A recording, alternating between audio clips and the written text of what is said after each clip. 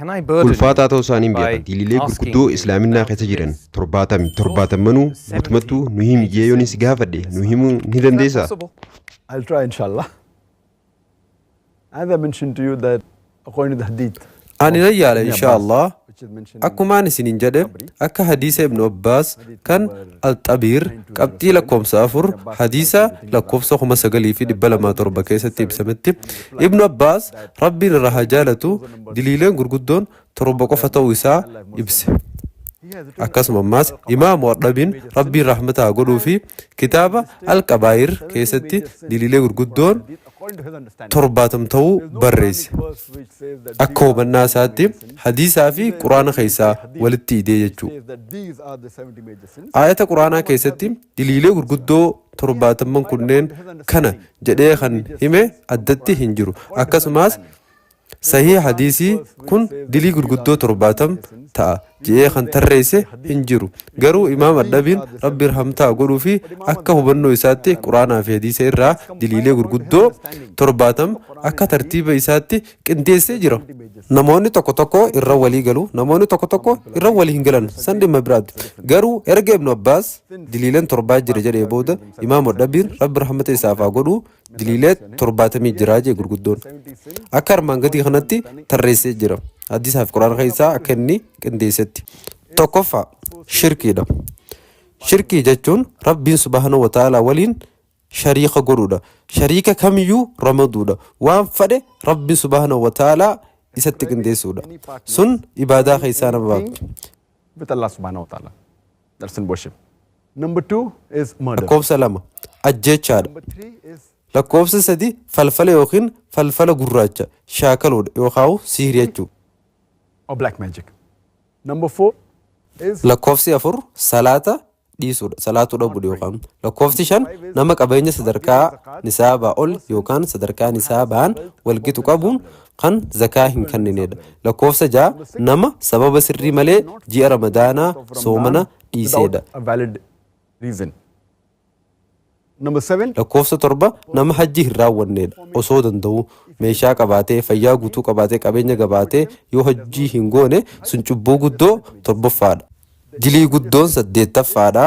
warraaf kabajaa dhabuudha. haadhaa fi abbaaf ajajamuu dhabuudha. 9ffaan rahima muruudha yookaan firraa dhiisuudha. cubbuu guddoon 10ffaa ejjaa fi yookaan sagalgaalummaa raawwachuudha. 11ffaan saalqunnamtii saala wal fakkaataa raawwachuudha. 12ffaan ribaa nyaachuudha. ribaa fudhatee fi kannees namni ribaa keessa seenee cubbuu guddaa dalagee jira. 13ffaan qabeenya yatiimaa seeraan ala nyaachuudha. 14ffaan rabbii fi ergamaa isaa irratti sobuudha.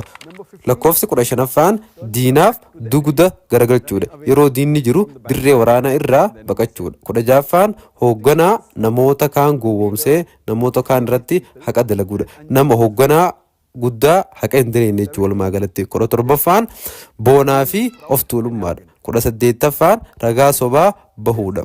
19ffaan machaa'u yookaan waayinii alkoolii qoricha sammuu nama hodoochuu fi kanneen kana fakkaatan dhuguu kamiyyuu machaa'u gosa kamiyyuu ta'e machaa'uudha. 20ffaan qumaara. 21ffaan dubartii qulqulluu maqaa balleessuudha.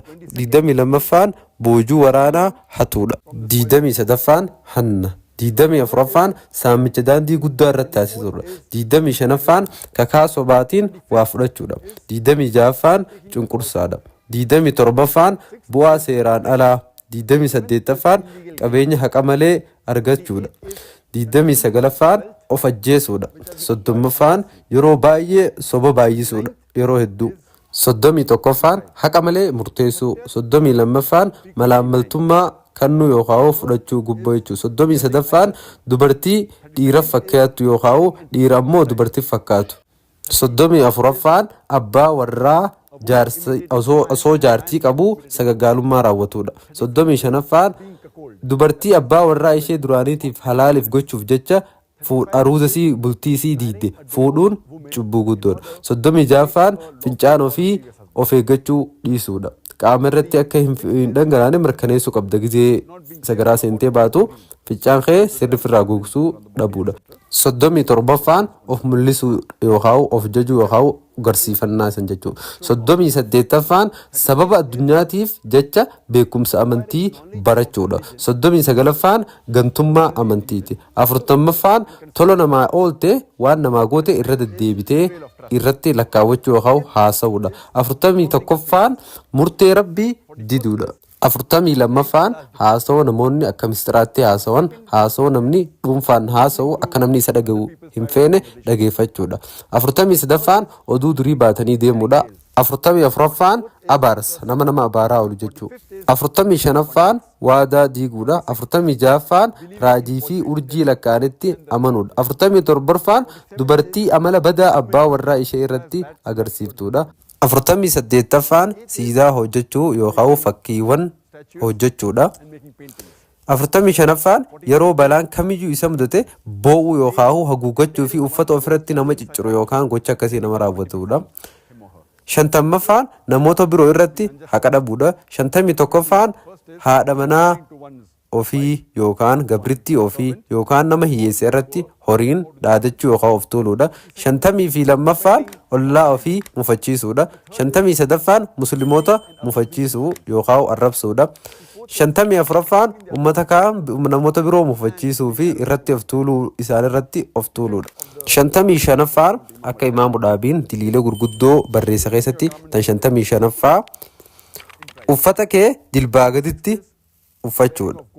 Shantamii jahaffaan dhiirotaaf warqee fi meetii uffachuudha. Shantamii torbaffaan gabrichi gooftaa jalaa miliquudha. Gabrichi gooftaa isaa jalaa baduudha. Shantamii saddeettaffaan bineensa rabbiin subhaanahu wa ta'aalaa nama biraatii wassafe nama biratti maxxanse ati sassaabuudha. Shantamii sagalaffaan abbaa ta'uu ofii if ibsuudha. Abbaa kan ofii yookaan nama abbaa kee hin ta'iniin kun abbaa kiyyattee ibsuudha yaamuudhaani.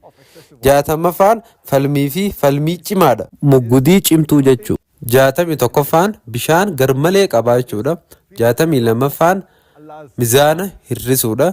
Jaatamii saddeettaffaan karoora rabbii irraa nageenyi itti dhaga'amuudha. Jaatamii afuraffaan ulamaa'ota rabbii subhaanahu wa ta'aalaa taqiyyoota isaa mufachiisuudha. Jaatamii shanaffaan kophaa salaatuudha. Jumaa keessatti salaatuu dhabanii sababa gahaa tokko malee jammas salaatuu dhiisanii kophatti salaatuudha. Jaatamii fi jahaffaan sababa sirrii tokko malee itti fufiinsaan salaata jummaa guyyaa jummataa jechuun salaata dhiisuudha. Jaatamii torbaffaan mirga lafaa karaa dhalaatiin mirkaneessuudha. Jaatamii saddeettaffaan gowwoomsaa fi shira xaxuudha. Jaatamii sagalaffaan diina muslimaatiif basaasuudha. Cubbuu guddaa keessaa inni torbaatamaffaa sahaabaa nabiyyi sallallahu alaihi wasallam abaaruu fi arrabsuudha. Cursing and insulting the companions of the Prophet. So these were the 70 Egaa kunneen dilii gurguddoo torbaataman imaam al-dhaabiin kitaaba isaa al-qabaa'ir keessatti tarreessanidha.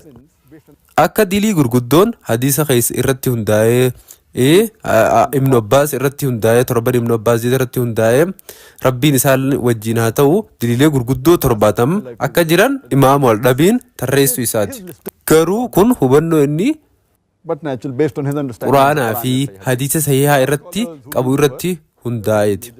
Cubbuun gurguddoon 7 yookaan 17 yookaan 35 ta'uu hayyoonni garaagarummaa qaban ni jiru. Yookaan isaan diliin 70 namoonni tokko cubbuu gurguddoo keessaa ta'uu hin qabu diliin 70 akkamitti cubbuu xixiqqoo keessaa ta'uu qaba jedhanii waliigaluu dhiisuu danda'u. Tokko kun tasumaa cubbuu ta'uu hin danda'u jechuu danda'u. Egaa hayyoonni garaagarummaa hayyoonni islaamaa garaagarummaa ni jira dhugaa. Walumaa galatti imaam al-dhaabiin maashaallah rabbiin rahmata isaa haa godhu hayyuu guddaa waan ta'eef akkanatti tarreesse.